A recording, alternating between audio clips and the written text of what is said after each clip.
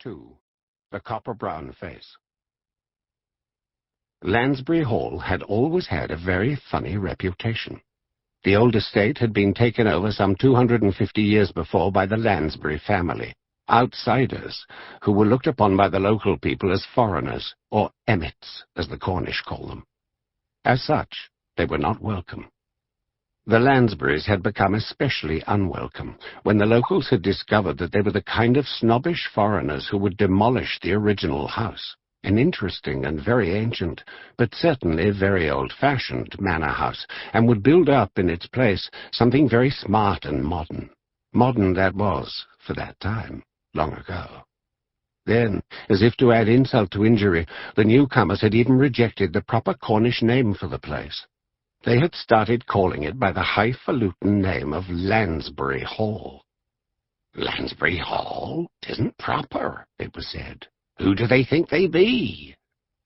In truth, the new house was not quite as grand as the Lansbury family would have liked to believe. As if to compensate for this, they had commissioned from a local blacksmith a set of the most magnificent gates to stand at the entrance to the drive, a copy of some very elegant gates from somewhere up-country, gates that would show the locals just how special the Lansburys were. "The trouble is," the locals said, "they've got more money than sense." Yet, over the years, the local people had got used to the Lansbury family. They had come to accept them in a cautious kind of way. One of the Lansburys had even married a local Cornish girl, and that had helped a lot. Nevertheless, there were some strange stories about the Hall, some of them very strange indeed. Fernley didn't know which to believe. There was only one certainty. Lansbury Hall was now the home of the last surviving Lansbury, an old man called Theodore. Fernley himself was, as they say, no spring chicken. The year was 1985. He had stayed on at his job for as long as he could, and was due for retirement the following year. But Mr. Theodore had lived on his own, in total isolation and seclusion at Lansbury Hall, since even before Fernley had been born. He must, by now, be a very old man. Nobody knew how he managed, but manage he obviously did, for there was one place on Fernley's delivery route where he could just see the chimney-tops of the hall. Only yesterday he had seen smoke rising up from one of them. "So, the old fellow must still be alive and kicking," he told his wife that evening. "He'll be getting on toward 100 years old. He must be a very tough old bird." No one ever went into Lansbury Hall, and no one ever came out. Fernley could count on the fingers of one hand the number of times over the years that letters had arrived for Theodore Lansbury. When letters had arrived, he hadn't known what to do with them, for there was no way of getting in. The great gates to the hall were always kept locked. All he could do was to slip the letters nervously through the bars of the gate onto the ground inside, and hope that someone would pick them up. In the village there were rumors, whispered stories of strange noises echoing out from the old estate through the woodland and across the moors. When Fernley was a boy, his parents had told him many times not to go anywhere near the place. Even in daylight it was unwise, his father had said. But of course he took no notice.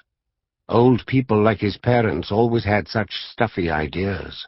Looking back now, still with discomfort, he remembered his foolishness, how unwise he had been in not heeding all the warnings. It had taken a strange experience to teach him respect for his father's advice. It had all happened when he was 10 years old. He had been given a splendid new bicycle for his birthday. Not a brand-new bicycle, of course, for times were very hard in those days, and such things as brand-new bikes were quite beyond the reach of his family. But it was a new bike to him, a hand-me-down from an older cousin. Lovingly checked over by his father and freshly painted bright green in the secrecy of a neighbor's garden shed, the bike was produced as a shining surprise for Fernley's 10th birthday. It became his pride and joy.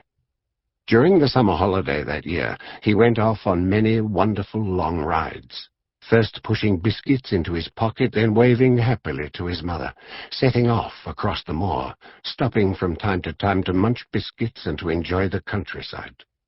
Sometimes his bicycle rides just happened to take him past the walls of the Lansbury Hall estate. Although he had been warned time and again to keep away from the place, he simply couldn't resist it. He had discovered a number of places where he could heave himself up a steep, stony bank and peer down into the grounds below. Mostly there wasn't much to see, which was very disappointing. Only thick, overgrown woodland stretching away into the distance. But in one of the places he had discovered a most enticing old orchard with some very fine greengage trees. On one particular late summer's day, a day that he would never forget, Fernley was out enjoying a ride on his bike. It was hot and sunny up on the moor. The farther he went, the hotter he became. The hotter and drier he became, the more he thought about juicy fruits, big, fat, juicy greengages hanging on trees in the wonderful orchard.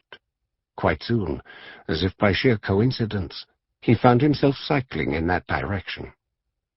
Getting over the wall had been simple, and sitting up in the branches was great, cool and comfortable and shady.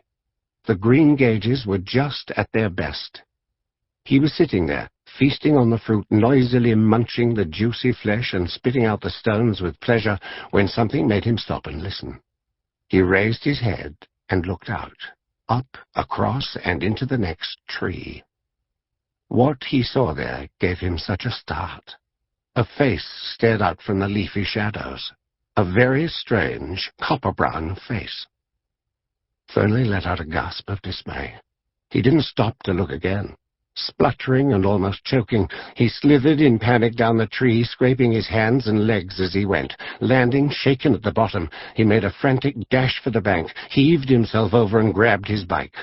Then, wavering from side to side, he cycled desperately back to the village as fast as his jellied legs would take him. 3. The Mysterious Letter.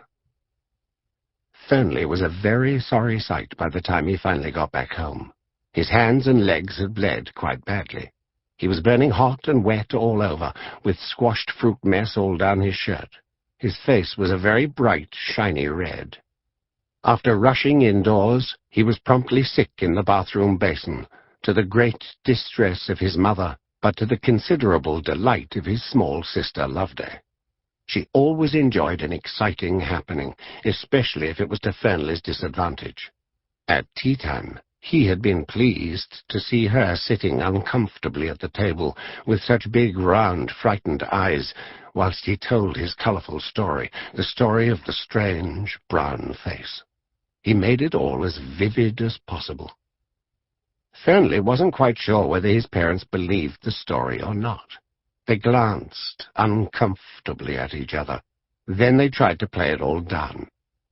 "Probably heat stroke and too many greengages," his mother said with a forced little smile. "You forget all about it, my beauty." His father only gave him a warning glare, a sort of "I told you so" kind of glare, and he went on tucking into his pot pie. Later Fernley realized that they had not been very impressed by his story. Perhaps they thought he'd made it all up. The next day he was so disappointed when he heard his mother talking in the garden. She was telling the story over the fence to their next-door neighbor, Mrs. Pascoe, but she was emphasizing all the wrong bits. "Yes, sick as a gannet he were," he heard his mother say. "It serves him right. He were sick as a gannet." He had hoped that the story of his exciting adventure, for now that he was fully recovered, that was the way that he liked to think of it, would have impressed Mrs. Pascoe's son, Walter, who was the same age as himself, and something of a rival at school. But Walter and his skinny, sticky-faced little sister, Morwena, had stood there in the garden laughing. And so the incident had ended. Later on, looking back, Fernley couldn't help wondering why he had panicked and been so frightened, for he had to admit, if only to himself, that he had been badly frightened. "I suppose it was guilt," he had said to himself, "being somewhere where you shouldn't be. Trespassing and stealing fruit," P.C. Pengelly would probably call it. Fernley might even be labelled a thief. P.C. Pengelly was the local police officer, a seemingly enormous man with extremely large boots. He cycled round his beat each day, and in some mysterious way, always knew or managed